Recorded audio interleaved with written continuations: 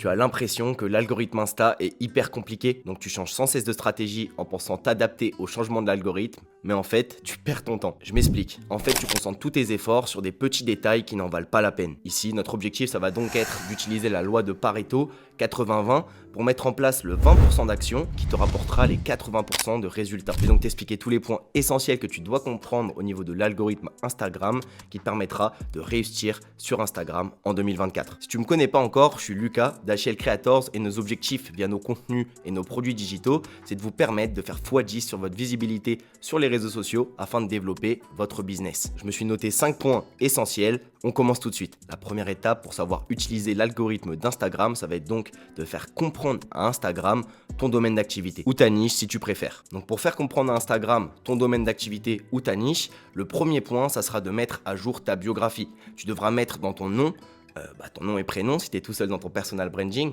juste le prénom, pardon, ça suffit.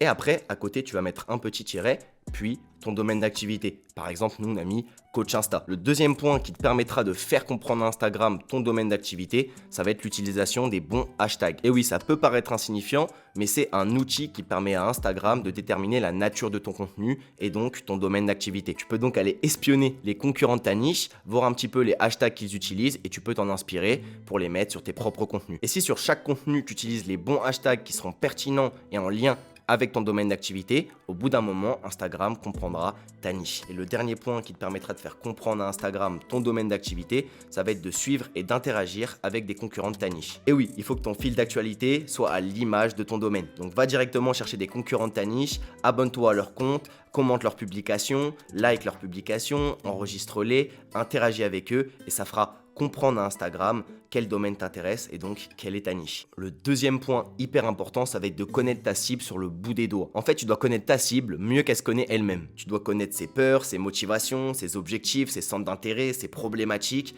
En fait, tu dois les connaître de A à Z. C'est hyper important et pour ça, tu peux mettre en place un persona. Et ça nous ramène donc à la troisième étape qui va être de faire comprendre ta cible à Instagram. Donc pour cette troisième étape, on va encore se servir de ta biographie. Tu vas pouvoir mettre une phrase qui fait comprendre à ton audience qu'est-ce que tu vas apporter et à qui tu vas l'apporter. Donc typiquement, tu peux mettre une phrase du style « j'aide X à faire X ». Pareil, on va également utiliser les hashtags sous tes contenus. Cette fois-ci, ça va pas être pour faire comprendre à Instagram ton domaine, mais bien ta cible. Donc il faut que dans tes entre 5 et 10 hashtags par contenu, il y en ait au moins un ou deux qui soient vraiment là pour déterminer ta cible. Par exemple, nous, notre cible, ça peut être des freelances, donc on met le hashtag freelancefr pour toucher les freelances français. Et enfin, le dernier point qui te permettra de faire comprendre ta cible à Instagram, ça sera d'utiliser un bon hook au début de tes contenus. Il faut que ton hook ou accroche en français détermine ta cible. Par exemple, je dis une bêtise, mais si tes contenus ont pour objectif d'apprendre aux monteurs vidéo à pouvoir vivre de leur passion, le montage vidéo, ton hook pourrait ressembler à ça. Tu es monteur vidéo et tu souhaites vivre de ta passion, alors suis ces 3 étapes. Tu es monteur vidéo et tu n'as pas de client,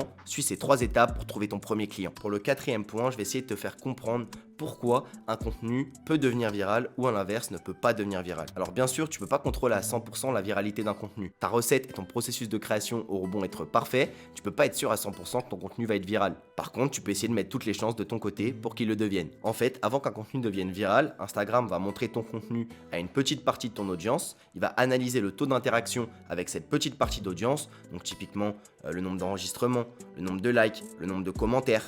Et s'il y a de très bons résultats sur cette petite partie d'audience, Instagram va mettre ton contenu sur le devant de la scène. Et là, tu peux devenir viral. Et quel enseignement on va pouvoir tirer de ça? Il faut que tu optimises l'interaction. Typiquement, un petit tips pour optimiser ce côté-là, ça va être dans tes contenus, à la fin de ton contenu, de caler un appel à l'action qui va encourager ton audience à commenter X en échange de X. Et tu leur enverras donc X par DM. Ça va motiver ton audience à commenter ta publication et ça va donc augmenter ton interaction et donc le pourcentage de chances que ton contenu devienne viral. Et enfin, le dernier point qui te permettra de comprendre l'algorithme d'Instagram, c'est le suivant.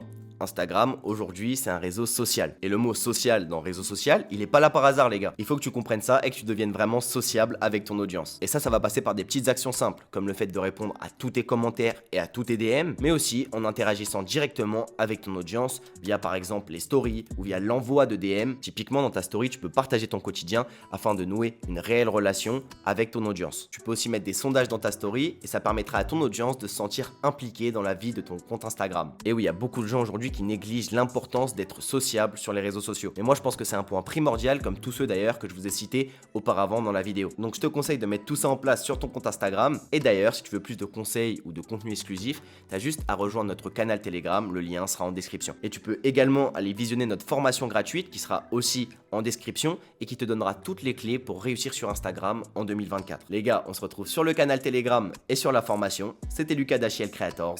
Ciao!